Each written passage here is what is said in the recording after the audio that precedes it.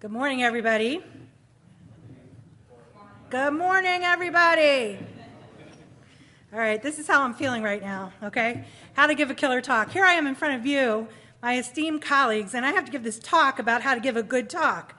It's daunting, and I'll do my best, although this is kind of a difficult topic, as I learned as I was preparing this. So here are my objectives. I'd like you, by the end of this talk, to recognize the characteristics of an outstanding talk, to evaluate your own personal preparation and delivery of a prepared talk, and to develop strategies for improvement in communication, presentation, and impact of your talk. So you guys are going to have to work for this 20 minutes here. We're going to stop now for a second, and I'm going to ask you to share in pairs, and I'm going to ask you to turn around, talk to your neighbor, introduce yourselves, and to think of the best talk you've ever heard. What were the characteristics that made that talk so terrific? And then I want you to think of the worst talk that you ever heard, and what were the characteristics that made this talk so poor. So you have exactly 2 minutes, and I'd like you to come up with 3 characteristics for each. Go. All right, everybody, come back together. Shh. Okay, I'm going to ask you, on this side of the room, give me a characteristic of a best talk. Come on, did you guys just talk about the weather or what you're going to do on the flight home? An engaged speaker. Give me another one. Somebody over here. A speaker who knows their audience. A speaker who knows the audience. Over here. Excellent body language. Okay, that's great. We're going to talk a little bit about that in a bit. Anything else that's really pressing? Doesn't go over time. It doesn't go over time. So I have to tell you, I started my talk after the time I was supposed to finish it, but I hear from more that we're really good. You're still going to get your break, so don't worry about that. What about the worst talk? What were some of the characteristics of the worst talk? Too much information in the slides. Too much information in the slides. Excellent. Never looked at the audience once. Okay, now, eye contact. People apologize for why the talk's not going to be great. Kind of like me, like I can't give this killer talk now. No, you're absolutely right. You don't want to hear people making excuses for why it's not going to be a good talk. It's your time. You're the listener, and you want to be respected for that time. So this exercise proves 2 points to you. It proves to you that when you give your talks, particularly those of you who work in medical schools and you're with students, you don't have to talk the whole time. You can stop and let your audience do the work. So that's one point. The other point is you learn some things about good and bad talks. So let's move along here. What is a lecture? So it's lengthy, endless, continuous torture, unending repetition of explanations. So many of you will be giving lectures. I'm in a medical school where I get to oversee the educational program. We are eliminating all lectures in our medical school as of August of 2016. But there are many types of talks. So some of you will give the traditional lecture with PowerPoint. How many of you have used Prezi? It's kind of fun, but it makes me a little motion sick sometimes. You can talk from notes, or you could do the old-fashioned chalk talk or on the whiteboard. Many of you, all of you, will be giving scientific presentations. Some of you will be asked to give speeches, a graduation speech, a keynote, and sometimes you'll be at a reception and they'll ask you, say a few words. And I love this quote from Mark Twain. It usually takes me more than 3 weeks to prepare a good impromptu speech. So it's always good to think about it.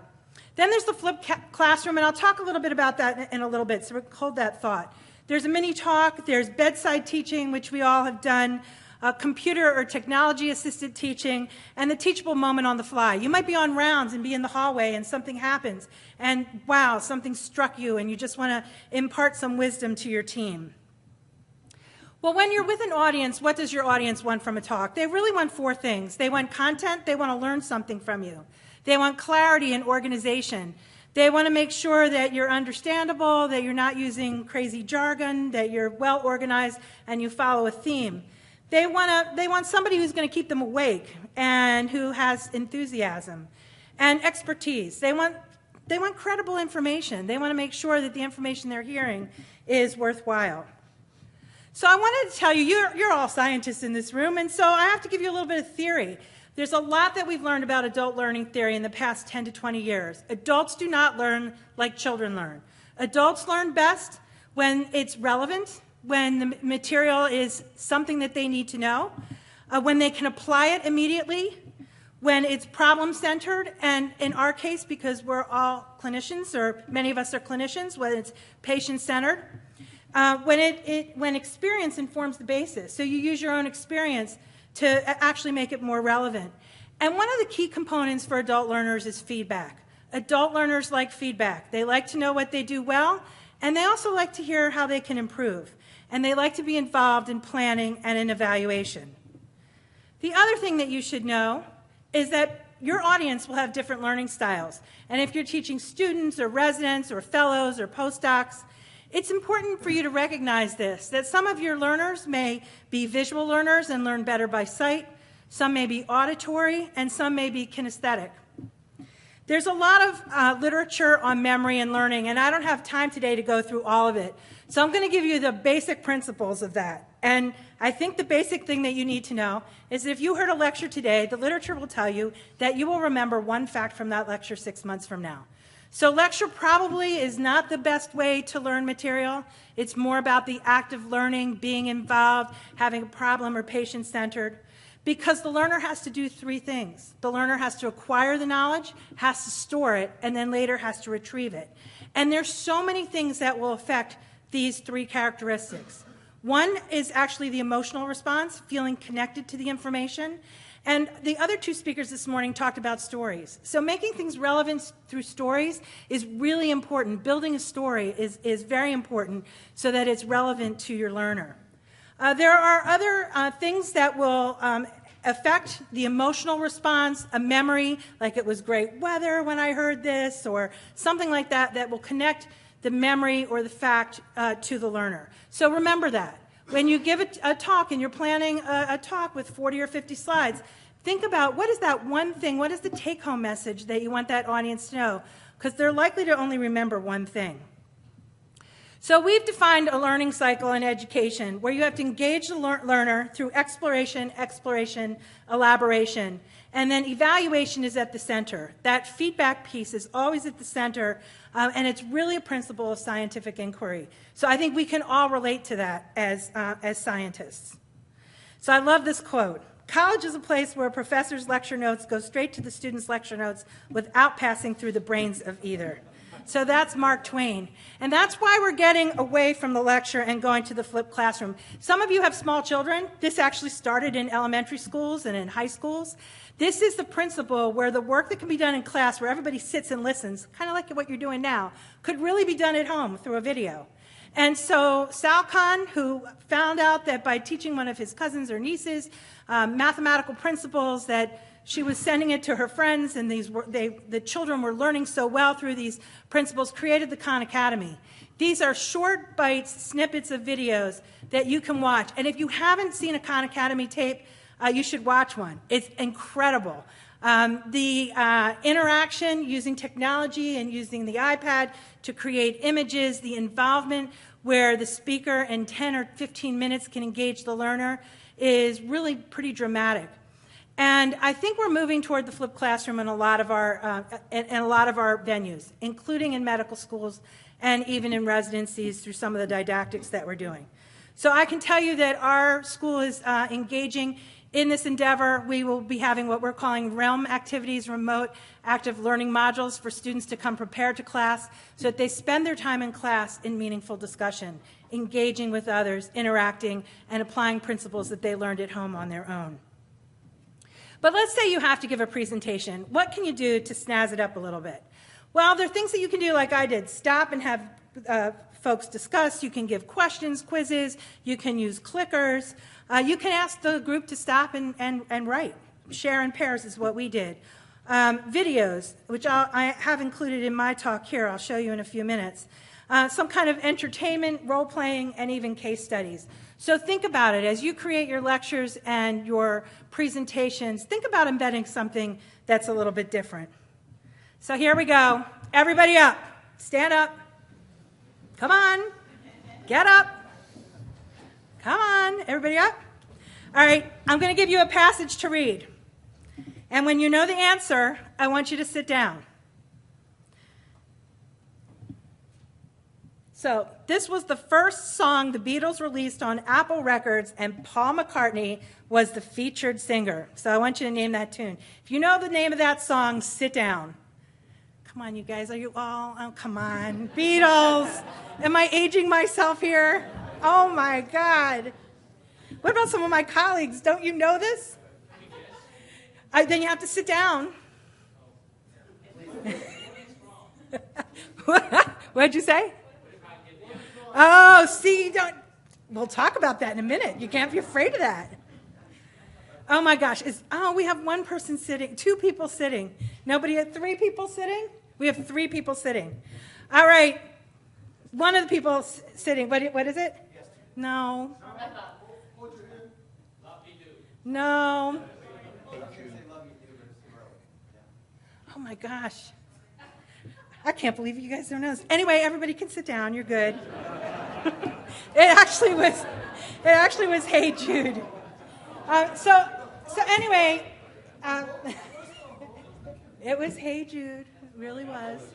So honestly, you could do this with anything. You could do this with a scientific principle. You could do this with motility and gastric emptying. You could ask a question, have your audience stand up, and have them sit down when they know the answer. So Maura's going to help me change the slide here. But while she's doing that, tell me, how did that exercise make you feel? Did it make you nervous? Anxious? Were you happy to stand up? Did you say, I just wish I came here just to listen and be a sponge? Anybody have any comment as to how that made you feel? No? Not? Made you feel young? You guys made me feel old, I have to tell you. Oh my God, I learned something. The Beatles is not really for this, this crowd. Okay, so we're going to talk about what makes a good presentation. And I'm just going to show you a very short clip.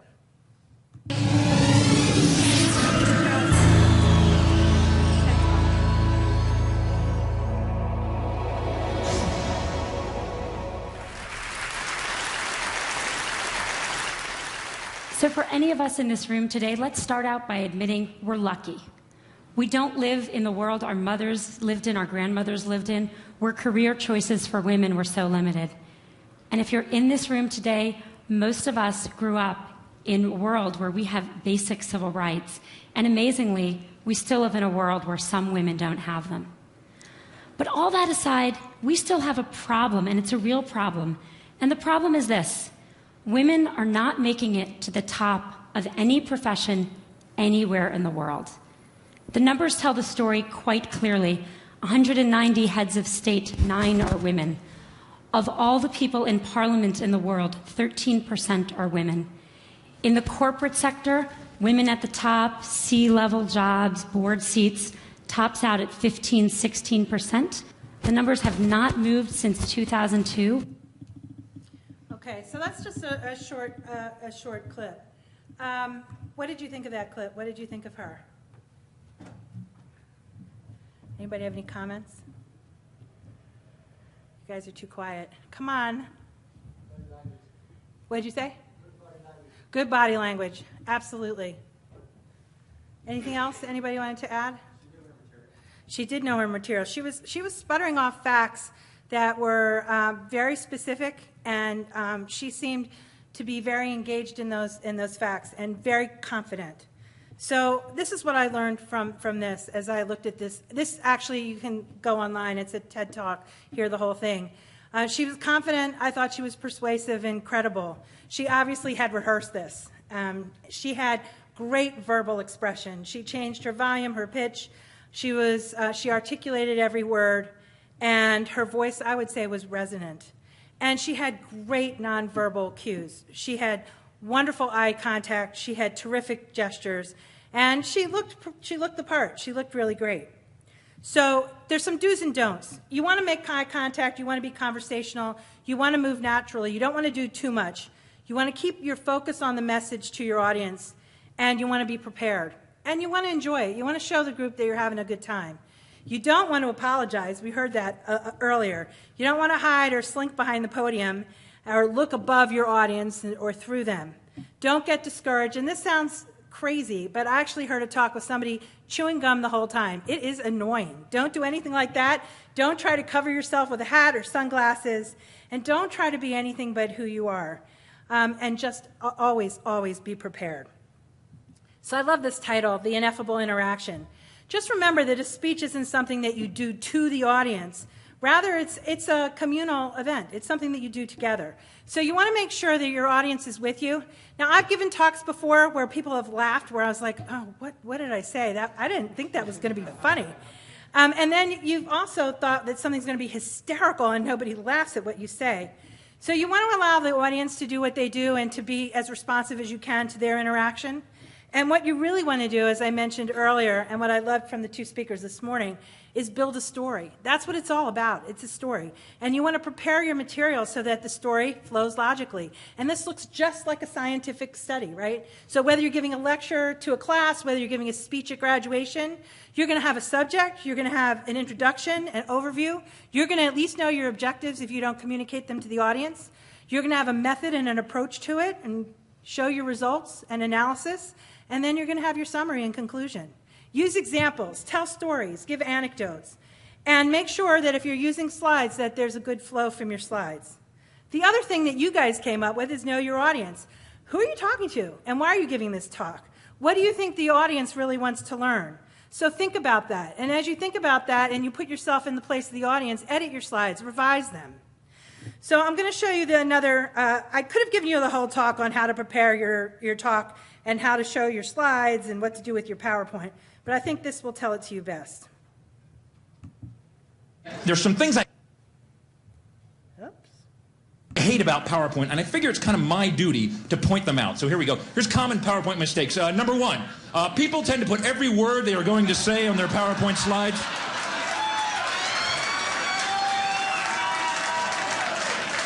Although this eliminates the need to memorize your talk, ultimately this makes your slides crowded, wordy, and boring. You will lose your audience's attention before you even reach the bottom of your first slide.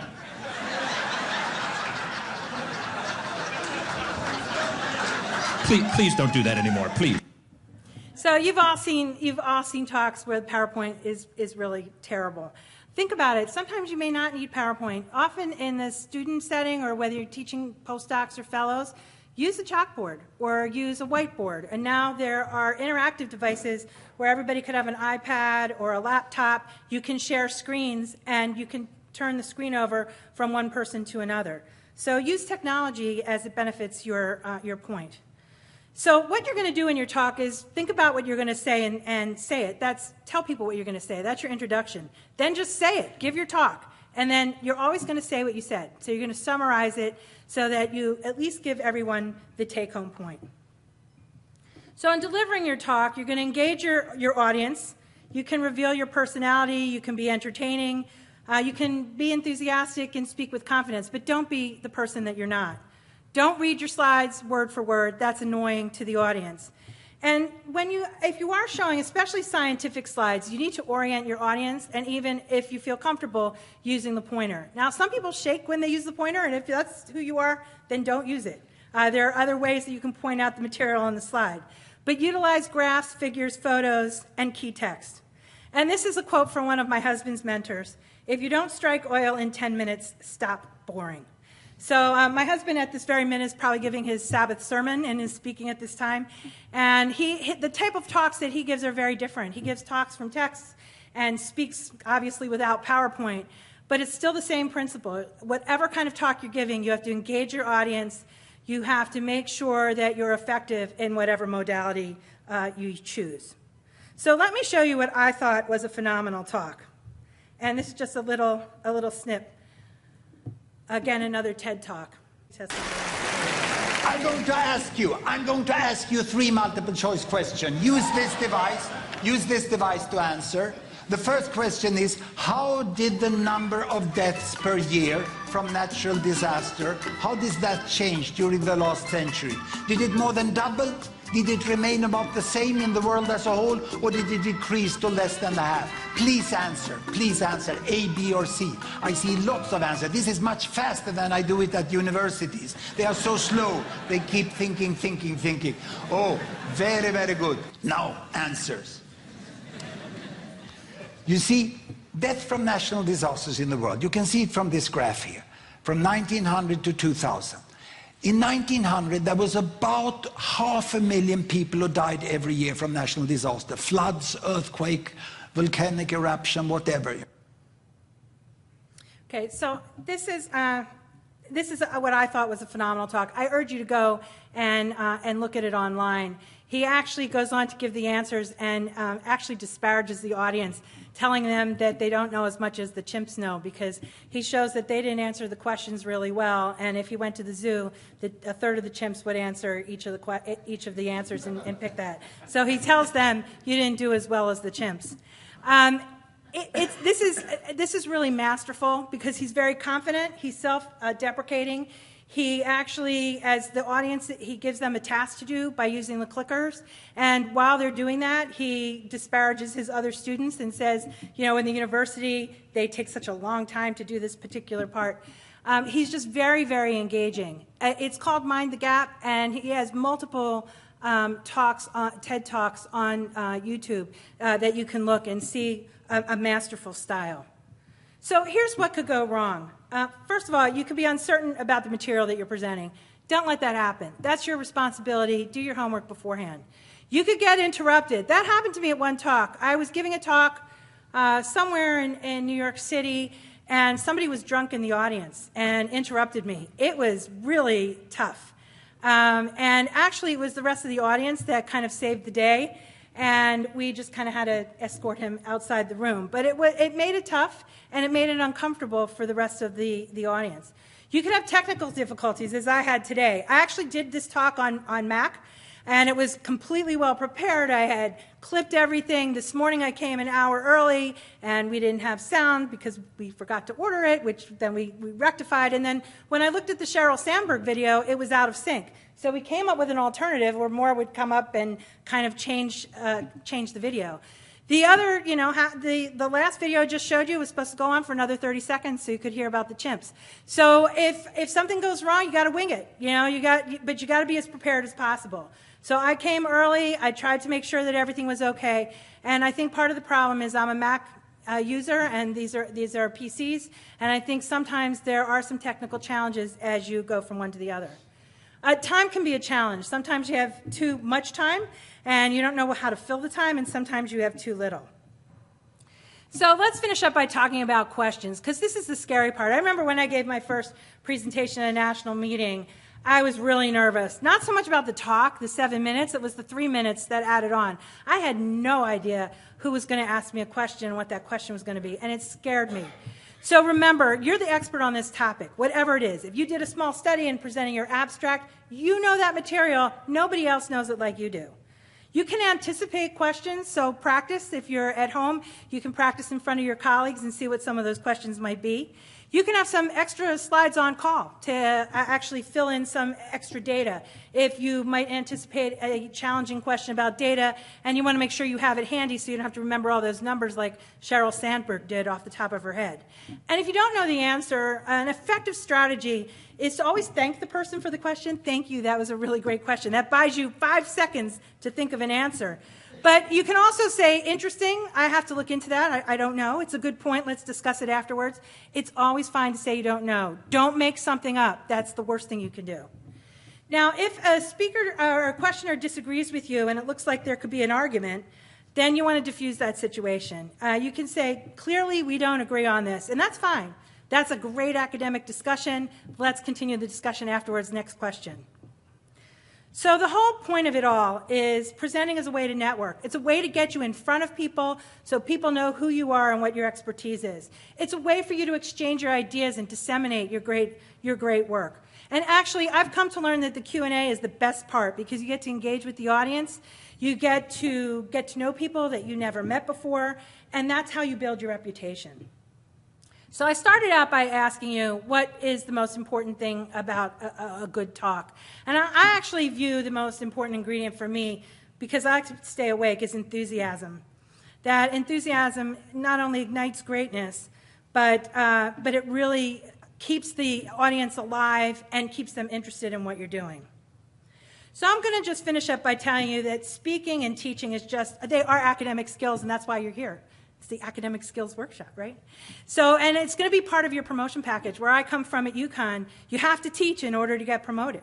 I don't necessarily believe that, but that's how it is at a lot of places.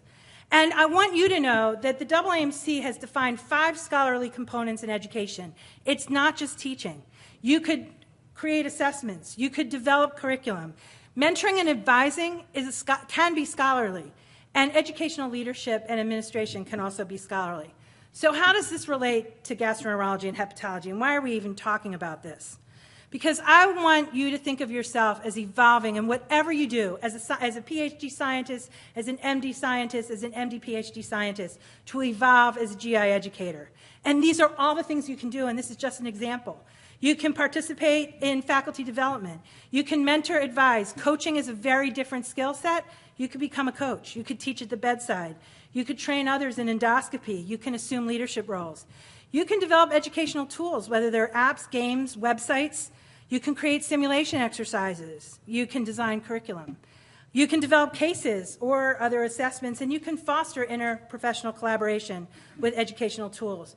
So I implore you to get involved in education. And if any of you are interested, the AGA has an Academy of Educators. It's home within the AGA to promote education and to foster scholarship in education and to share ideas. So I just want to conclude by reminding you that you can, this is from Ben Franklin, who I absolutely adore. He's my favorite historical figure.